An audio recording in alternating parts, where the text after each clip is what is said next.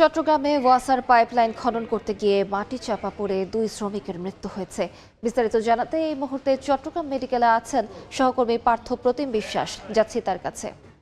পার্থ, চট্টগ্রামের Agrabad access road এলাকায় ওয়াসার মাটি কাটার কাজ করার সময় আজকে ভোর রাতে কিন্তু 4 শ্রমিক সেই মাটি কাটতে গিয়ে মাটির নিচে চাপা পড়েন। এর মধ্যে 2 শ্রমিককে উদ্ধার করে ভোর রাতে কিন্তু চট্টগ্রাম মেডিকেল কলেজ হাসপাতালে আনা হলে কর্তব্যরত চিকিৎসক মৃত ঘোষণা করেন এবং বাকি যারা 2জন শ্রমিক রয়েছে তারা কিন্তু এই মুহূর্তে চট্টগ্রাম মেডিকেল কলেজ হাসপাতালে চিকিৎসাধীন রয়েছে।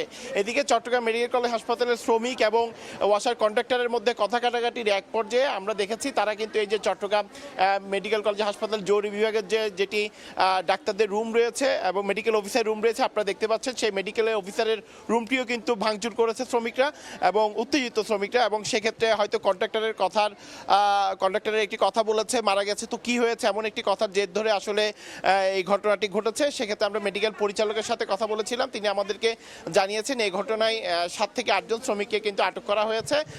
পরবর্তীতে কথা বলে তাদের বিরুদ্ধে আসলে ব্যবস্থা নেওয়া হবে। তবে এখানে যারা শ্রমিকরা আছেন তারা বলছেন তারা সেটি আসলে ইচ্ছা করে করেনি, কন্ট্রাক্টর এসে একটি বিতর্কিত কথা বলার কারণেই আসলে উত্তেজিত শ্রমিকরা আসলে হঠাৎ সেই কন্ট্রাক্টরকে ধরতে গিয়ে এই ধরনের একটি অনাকাঙ্ক্ষিত ঘটনা ঘটেছে এমনটি কিন্তু তারা জানিয়েছেন।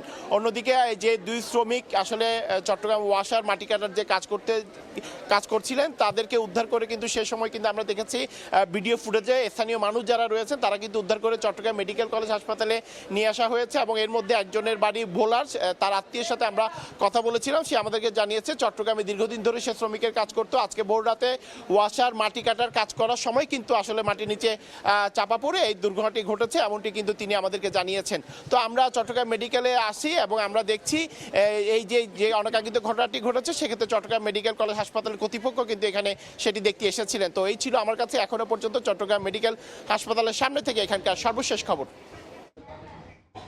সরাসরি যুক্ত ছিলাম চট্টগ্রাম মেডিকেলে।